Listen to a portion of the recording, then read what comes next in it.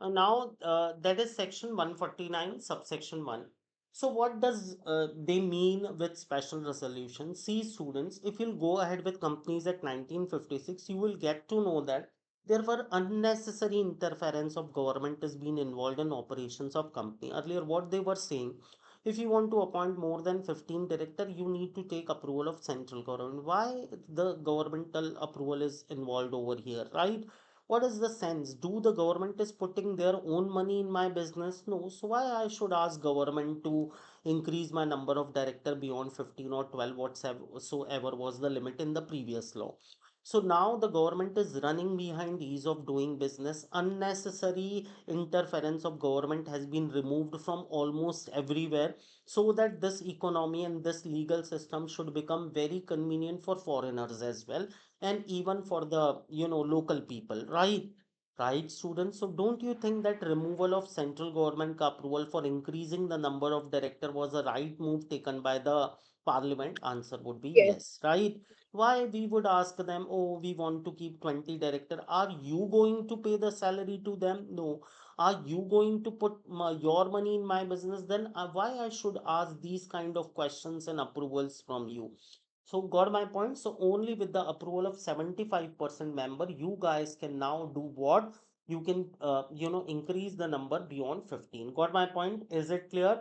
That is the first provision of section Yes, 149, sir. subsection 1. Now, if you will go through with section 149, 1 ka proviso 2 na beta. So proviso 2, provision 2 is stating that, not proviso, provision 2 is stating that company has to appoint a woman director too. Now, India is moving towards gender equalization, right? India is moving towards gender equalization. Even inclusion has become a kind of, I would say, that social priority, right? Right, students? Earlier, the woman would not be treated as compatible enough to take care of the senior positions, but the law is getting into interference and stating that if you're running a big size company over here means if you are a listed company or you are a public company having net worth of 100 cr, having paid up share capital of 100 cr, or turnover of 300 cr. I am repeating the limit. If you are a listed public company or you are a public company having paid up share capital of 100 cr or turnover of 300 cr, then it is a mandatory requirement that you have to have a one woman director in your board. Is it clear? Got my point, students? So woman director is Yes, sir. mandatory. Woman director is mandatory under company law. You have to appoint a woman director whether you like it or you do not like it. It is not just a matter of your discretion now. It's not up to you. Now you cannot go ahead with your male dominating wala thought. You have to appoint a woman director in the board in order to prove that you are the part of inclusion in the society and you are promoting gender equality, right? So logically, in big size companies, woman director is mandatory. Who will appoint the woman director? I told you, generally directors are subject matter of election, so members will elect the woman director. And if the woman director if the woman director because of any reason got resigned from the board or otherwise, it has to be filled within the period of 3 months. Okay, the vacancy of her should be filled within the period of 3 months. What is being laid down in section 149, subsection 1, provision 2? Got my point? Is it clear, students? Is it clear? Yes, sir. Got my point? So that is Yes, 149 sir. subsection 2. Now, if you'll go ahead with 149 subsection 2, this is a redundant section which is just asking the existing company to optimize their board structure within the given time frame. But the time frame has already been gone. We are standing on 2025. The act has been passed in 2013. It is successfully been 12 years. Things has already been implemented. So subsection 2 is being redundant, having no legal relevance at this point of time. Got my point? Now subsection 3 is stating that beta, uh, that every company which is being formed and registered over here in India have to appoint one resident director in their board. One resident director is mandatory. Is it clear? What is mandatory, students? One resident Resident. director is mandatory.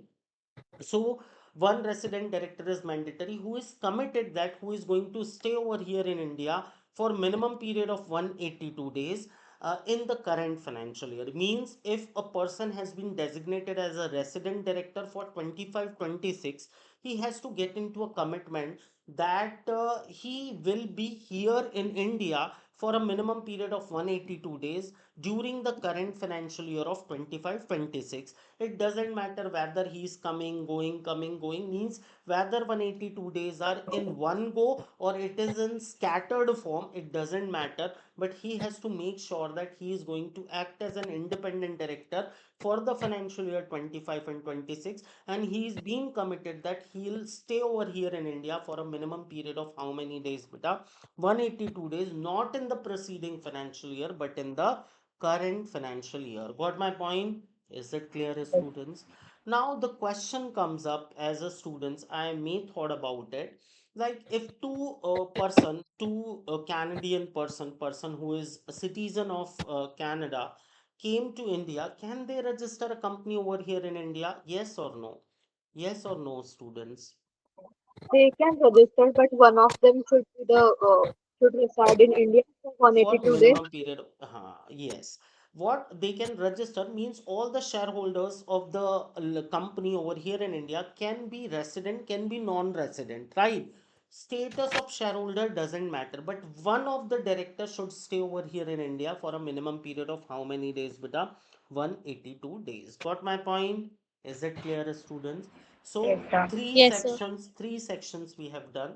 149.1, which is talking about minimum and maximum number of director, and also talking about appointment of woman director mandatory in a big size companies. 2 is redundant, 3 is resident director, right? Now who will appoint the resident director? He is subject matter of election by the members, right? Right, students, got my point? Yes, Now sir. subsection 4 is talking about independent director.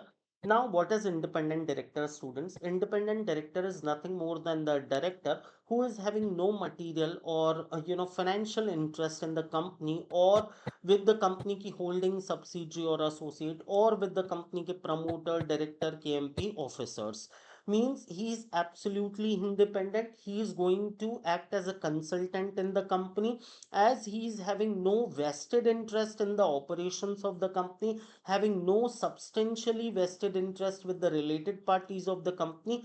He would come up with an independent opinion and he'll build an objectivity in the board of the company, right? Right, students? If you have ever heard about the fact that judge cannot be a related party, right? Right, students?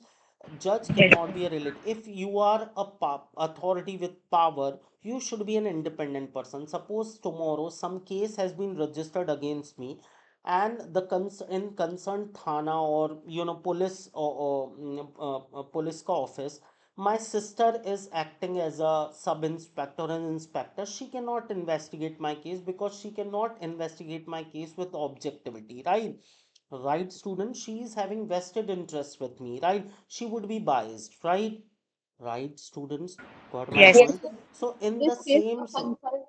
in the same sense, uh, an independent director is a director who will bring objectivity, who will bring professionalism, who will bring transparency, and who will bring authenticity in the act of the board, right?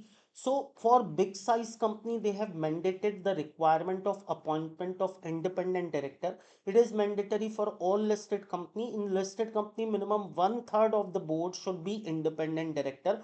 One third bole to minimum one third they are saying. So any fraction if would come, would should be rounded off to the next one. If it is coming 3.3, then you have to appoint four independent director in order to make sure that minimum one third should be independent director. And in other unlisted public company having paid up share capital of 10 crore or more, a turnover of 100 crore or more, or outstanding borrowing of more than 50 crore, they must have minimum two independent director in their board. It is being stated in section 149 subsection 4. Got my point? Is it clear, students? Is it clear? Yes, I'll repeat the limit again. Karishma, you were having some doubt. Please ask. No, sir. Actually, I was just trying to connect it with the Kingfisher ka case study. because Hmm. in that the person who owns the company was not the resident of India. Hmm. So in that case, a consultant can be the director The who is consultant resident. can act as a resident director in that case, right? Okay. Hmm. Okay.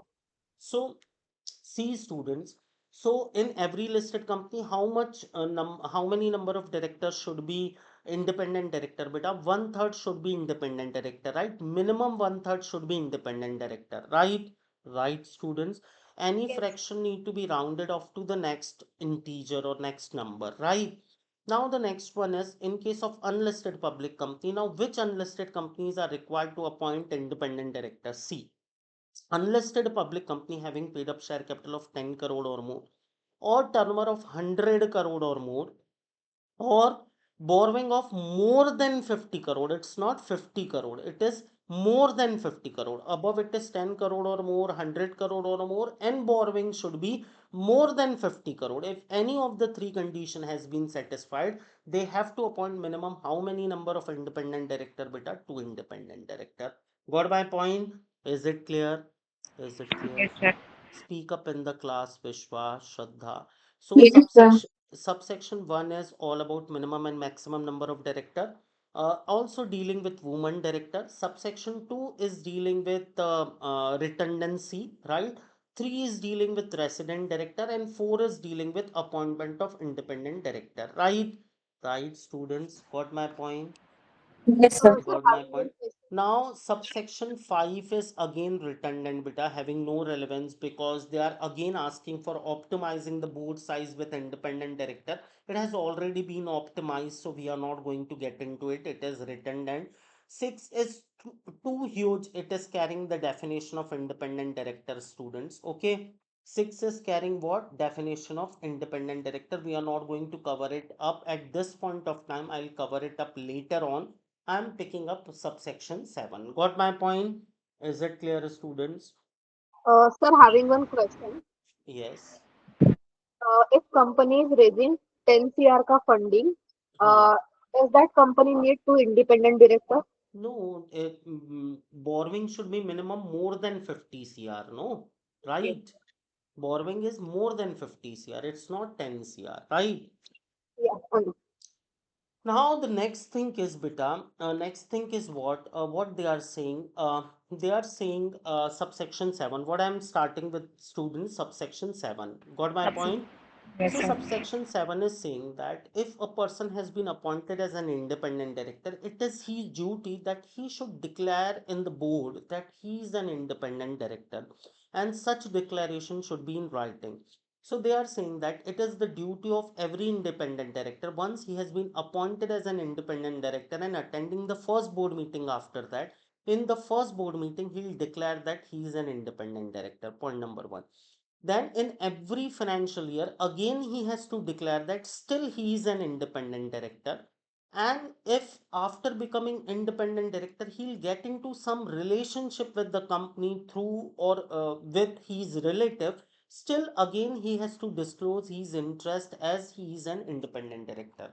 Now I'm giving you a clear idea. See, if I have been, I am extremely eligible to be appointed as an independent director in the board of any company, being a practicing company secretary. At any point of time, if some company find me eligible, they can elect me as an independent director in their board. So if I would have been, by luck appointed as a director in the board of the company, it is my duty that once I'll sit in the board meeting as a director, I have to disclose in writing to all other directors, see, I am the independent director, newly appointed independent director, and I am independent too. Okay. Now, in every financial year, ka first board meeting, like in the next upcoming financial year, if I'll attend the first board meeting of the financial year, I'll have to again file a disclosure that I am independent director. Now, why they are asking disclosure? Think about it. They're asking it in order to make sure that during the period of last 1 year of my appointment, I would have not got into any kind of relationship that would affect my independence, right? Right, students. So when I am filing my second and subsequent declaration, I am proving that still I am an independent director, right? Right, students. Got my point? Got my Sure. point, Yes, sir. student. Now they are asking me to again filing a disclosure third time. They are saying that Rahul, tomorrow if you'll get into any relationship, suppose tomorrow company has came out with any public issue and I have subscribed shares of the company. An independent director can hold up to maximum 2% shares in the company, not more than that. So the moment I have acquired my shares in the company, I may be become a non-independent, right? So after acquisition of such share or any interest or any supplies to the company, it is my duty in the next board meeting to disclose again. See, in spite of getting into interest of the company, still I am independent. Got my point? Is it clear? Is it clear? I am tired, students. Speak Yes, up. sir. One is all about minimum and maximum number of director. Two is all about redundancy. Three is all about resident director. Four is all about appointment of independent director. Five is redundant. Six is definition of independent director. Seven is declaration by independent director. Right? Yes, Right, sir. students. 8 is stating that every independent director has to follow the code of conduct provided under Schedule 4 of the Companies Act 2013. So, independent director is subject matter of certain code of conduct provided in Schedule 4 of Companies Act 2013. Subsection 9 is saying that subsection 9 is saying that just a minute, huh? Subsection 9 is saying that independent director will be eligible for all remuneration. You can offer him commissions on based on sale. You can offer him any kind of remuneration, but you cannot offer him ESOPs, that is employee stock option plan. Got my point? An independent director is not the employee of the company. He is not eligible for ESOP, employee stock option plan. He can get commissions, he can get other remuneration, he can get a commission on profits of the company as his fees, but he is not been eligible for ESOPs. Got my point? Is it clear, students? Yes, sir. Got my point? Yes, sir. Now they are saying, do the independent director can be appointed in the board for infinite time period in the company? Answer would be no. He can be appointed maximally for two term, where one term can carry maximum up to 5 years. So one independent director can be appointed for two consecutive terms. In one term, maximum period can be 5 years. He will be eligible for two consecutive terms. For the first term, it requires ordinary resolution to be passed in general meeting. If you want to reappoint him for second term, it requires special resolution to be passed in general meeting. And after successfully completion of two terms, he has to take a leave of minimum 3 years. He has to take a cooling off of minimum 3 years. Then only he can be appointed as independent director again. Got my point? So for how many terms he can be appointed, beta? One term up to 5 years, then second term up to 5 years, and then 3 years ka what? Gap, that is called cooling off period. Got my point? Is it clear, students? Yes, Is sir. it clear? Now I'm repeating. Yes, See, sir. if being an independent director, I have been appointed in a company for one term where they have offered me, Rahul, see, you are a new person, so we just wanted to check your, experience. We want to check your compatibility with the company. So first term we are offering you only for 1 year, and they liked the way of my working and they offered me second term, and in second terms they are willing to offer me 9 years. Can they offer? Answer would be no, right? Because in one term it cannot be more than 5 years, right? Right, students? Got Yes, my sir. point? Now they have Yes, sir. offered me Yes, one sir. term of 1 year, and they have offered me one term of 5 year, and they are again willing to appoint me again, saying that, Rahul, you have just completed 6 years in our company, you are eligible for 10 year, we want to reappoint you for the third term as well. Can they offer me third term? No. I need to take cooling off of 3 years, right? Got my point, students? Is it clear? Yes, sir. Maximum two terms Yes, sir. up to 5 years. After two terms, 3 year ka break is mandatory. Got my point? Is it clear, students? That is 10 and 11. Okay. Yes, 12 is stating that independent director and non-executive directors are not officer in default. Means tomorrow if something would happen in the company, like some contravention has been happened in the company, some wrongdoing has been done in the company, only executive directors will be primary responsible. Non-executive and independent director cannot be accused without evidences. If you want to accuse whom, beta, if you want to excuse independent director or non-executive director, what is required, students? Proper evidences are required. Without evidences, you cannot declare them officer in default. Okay, got my Yes, Yes, sir. point, sir. students? And 13 is saying that independent director will have a fixed term. Only you can appoint independent director for fixed term, not otherwise. Got my point? Is it clear, students? We have done with section 149 thoroughly. You guys can pick up 149. You guys can pick up 149 from